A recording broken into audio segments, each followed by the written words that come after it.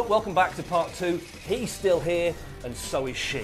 Now, back on the island, Jacob isn't in the cabin when Alana's looking for him. I have a little theory that Jacob doesn't actually go in the cabin. He's sort of projected in there, which is why he was all a bit... You don't buy that theory? Yeah, I can't think of anything better though, so I'm going to have to stick with it. Well, okay, well, why isn't he in the cabin? Because they go in, and they see that the what is it? Not salt wax. It's like the ash. Thank you. The ash has been broken. They're all a bit. Ooh, the ash has been broken. But it's not. I don't see the kind of significance of the cabin and why he would be in there, unless. Yeah, I don't know because that's not his home. His home is under the statue. But hang on, we didn't even see what was on the rag that was knifed into the wall. Oh, it was just the map. Was it? No, it wasn't a map. It was It was the statue. It was the It was like the statue. Oh, okay. So that's obviously where they had to go. Right. And she says someone else has been using the cabin. Now, someone has been, of course, Christian Shepherd and Claire. Yeah, and we haven't seen either at all. I thought we'd see Claire or Christian. Didn't see Claire this whole season, did we? No, we saw Christian in that flashback, but not as in the form he's got on the island. So, well, if you think about it, we've seen Christian Shepherd and kind of playing a bit of time chess with each of the Losties. Yeah. We've also seen Jacob, playing time chess as well. I think we've been seeing them both manipulate time. Hang on a minute. So there is a third. Well, no. What if Christian Shepherd's one of Jacob and he's going to be... we haven't got a name for the other guy yet. The dark guy, let's call him. Yeah. But maybe there's a third one, yeah. Maybe Christian is actually one of these people as well. So... Well, Christian could be similar to Locke in that they both crashed on the island dead. And suddenly they're kind of simply walking around. So it would be that Christian is perhaps working for Jacob. Christian's body is working for Jacob. Oh, I see. So Christian Flock could have been Christian. Yeah, there we go. Yeah. Now you get Hey, it. Christian. Are you following this, kids? Because I haven't got a clue what's going on. Yeah. It's too complicated. No, I've got it. Yeah. So Okay. curly-haired, black-haired dude was sort of possessing or being the image of Christian, and then because he can't do both at the same time, he's let that one go, and now he's Flock. Yeah. And he's sort of doing that. He's also the Black Smoke as well. That's why I throw that in there. Maybe. So he was Alex at some point. he was Phalix. Phalix. So have we got that right? the Phalix being the fake Alex is with an excellent. Yeah. Jack suddenly becomes very convinced that Faraday's ill thought out, badly conceived, flimsy plan is actually going to work. And there's that wonderful bit where Mal said, have any of you thought that maybe the incident is what Jack does, is the bomb going off, and not, that maybe he causes it? Which is a nice touch, because I think we'd all been screaming that at the TV they need to be aware of that. Why is he so determined that that's the right thing to do? Well, maybe because whatever happened. Like, someone has to create the incident. Well, it's a chance for him to fix things again, in his way. Fixer. He's had nothing to fix, really, has he? Yeah. He brought everyone back to the island, he fixed that. Now he's kind of he was twiddling his thumbs a bit, kind of, what do I do now? Well, he says it's because Kate. He says because Kate, he wanted Kate, he had Kate, he lost Kate, and the best that he can hope for is to end up back on that plane, land in LA, and have never known her, which is. But then he said, "Oh, if it's meant to be, it's meant to be." It's like a big leap of faith.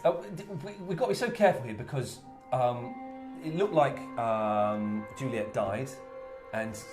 Can I say that myself and PT here had tears in our eyes? It was genuine tears in our eyes. It was really traumatic, though, that whole sequence. And Tom was crying, but didn't. He just went all silent. It was cliffhanger all over again with Sylvester Stallone his best mate is He's got his wife and it's just like no. Yeah, and then it had all the emotional gravitas of a Stallone movie. Yeah, exactly. Right. But they did do a little tiny cheat in that she didn't die falling down that thing. So she's now in the same situation as everybody who is above that well, in that she then died in the explosion. So Saeed probably didn't die from the gunshot wound. He died from the explosion, as did Jack. I see. Kate, Even if they're close to death, they still die. They still died because of the explosion, which means they can still end up on that plane. She can still end up back, in her home. Yeah, exactly. So there's a thing, but it was very sad when she fell. Because I think I always love you. But all the kind of naysayers about like you could tell in that moment, that one moment with the chains, that they do genuinely love each other. My prediction for season 6 that at some point in the future, Sawyer and Juliet will meet as if for the first time and fall in love. I hope so. Yeah. That's what's going to happen. You had a brilliant idea that maybe it didn't work out. It would have been so good. They should have done this. Well, tell them what you think was going to happen when they were on the submarine. Do the voices. Well, I thought they were going to go off the submarine and kind of carry on their lives. And because it's 30 years in the future, everyone else would get back into the 30 years in the past. Everyone else would get back to the future, and we see a really old Sawyer. Yeah, turning up. Go, oh, that would have been awesome. Hello, I'm really old Sawyer, or something. There goes the voices.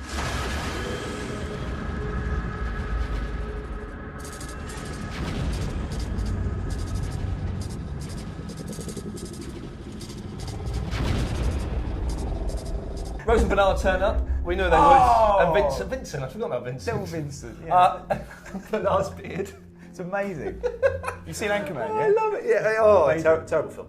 But I hate Anchorman. Awful film. But and they seem. I mean, there's some great lines in this program, aren't there? Very clever lines where they quite often the writers say what some of us are thinking sometimes. Yeah. And Hurley is normally the conduit for that. When Rose says, "Well, you're off blowing things up. We're here in paradise. We've gone 30 years back in time. You're still running around shooting each other. Get over it."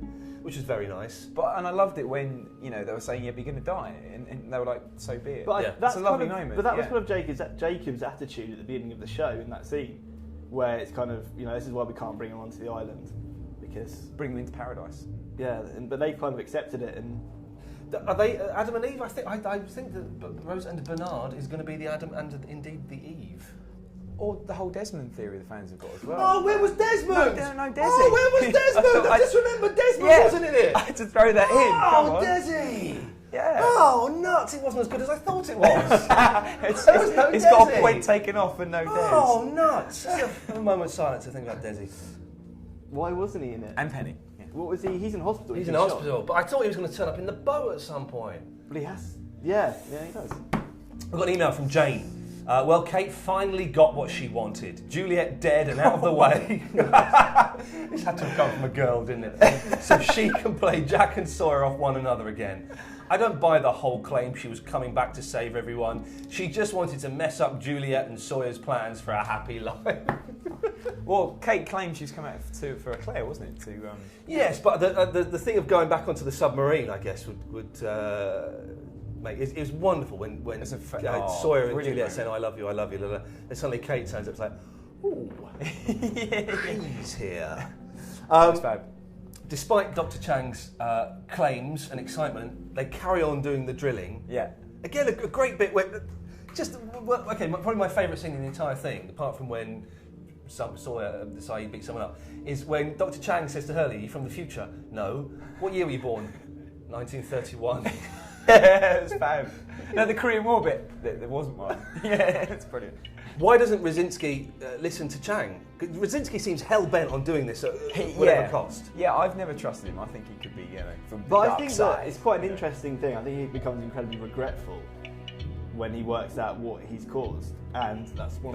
Is the hatch actually going to get built? Yes, that's still going to happen. 100%. Well, the nod to Chang losing the arm, as you say, we've seen the orientation videos, so the whole Dharma initiative still happens. They still do the experiments, and he has the arm missing and does the instruction. We were waiting for that to come, and when it did, it got a big cheer. It was a man losing his arm. And around that time, Phil, who we all hate anyway, little weasel, getting all the spearing. That was good. Good bit of spearing there. Best death that was for the season. Excellent.